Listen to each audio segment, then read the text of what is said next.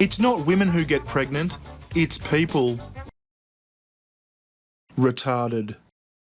The government has said the term pregnant women should not be used in a UN treaty because it excludes transgender people. Feminists reacted with outrage to what they said was the latest example of making women unmentionable in the name of transgender equality. The statement comes in Britain's official submission on proposed amendments to the International Covenant on Civil and Political Rights, to which the UK has been a signatory since 1976. The UN treaty says a pregnant woman must be protected, including not being subject to the death penalty. Yet in the Foreign and Commonwealth Office submission, Britain opposes the term pregnant women because it may exclude transgender people who have given birth. The suggested term is pregnant people. Well, if the UN was a classroom, Britain just became that funny spastic kid. The reality is, of course, it is women and only women who get pregnant. If by woman you mean female, and up until a few years ago, if you said woman, you meant female. I mean, it's not as if men started popping out babies. All that's happened is progressive fuckwits started fucking with definitions, and in a naive effort to be politically correct, society let them. And I don't see the problem with the term pregnant woman excluding trans people who have given birth, because if you have given birth, you're not a pregnant woman anyway. By definition, pregnant women are yet to give birth.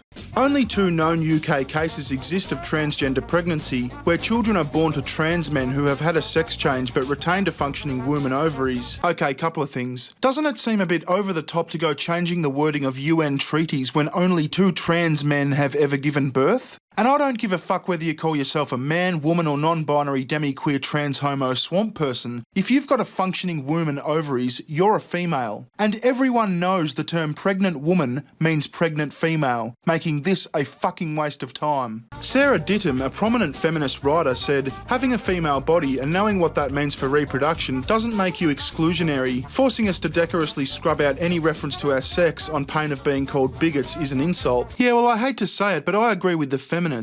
The move comes just 2 weeks after the Sunday Times revealed that the Office for National Statistics has suggested making the sex question in the next census voluntary because it discriminates against trans people. The proposal triggered protests, with academics saying that it would be impossible to plan services for women. The feminist Germaine Greer said it denied women's right to exist. The FCO statement, revealed today, follows Theresa May's announcement last week that the government is to press ahead with the consultation on changes to the Gender Recognition Act, allowing people to self-certify their gender. Critics have warned biological men will get the legal right to access women's hospital wards, prisons, lavatories, changing rooms and competitive sports simply by declaring they are female. Yeah, see, I thought, and a number of progressive cunts have confirmed this, that female and male are biological sexes, while man and woman are genders. So I don't get why anyone should be able to claim to be the opposite biological sex, because you simply cannot change your biological sex. But then I hear male and female and man and woman being used interchangeably, often by the very progressive cunts that love to go around lecturing people on the differences. And now we seem to be so fucking confused that instead of using any of them, we just go with these retarded descriptions like pregnant people. It is with great pride that we officially open this wonderful new hospital for people with wombs and ovaries and vajayjays. But not fake vajayjays that surgeons made, real vajayjays that don't try to heal themselves and close up.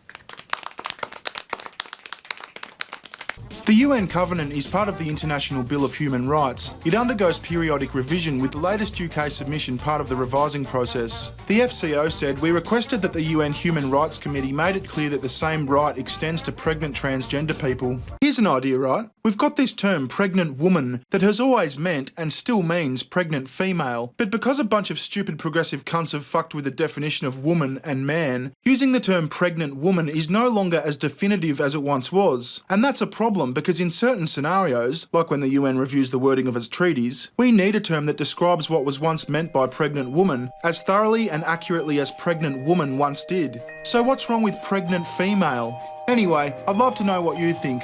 Thanks to Cognitive Thought for sending the article through, and I'll see you next time. Cheerio. Recession,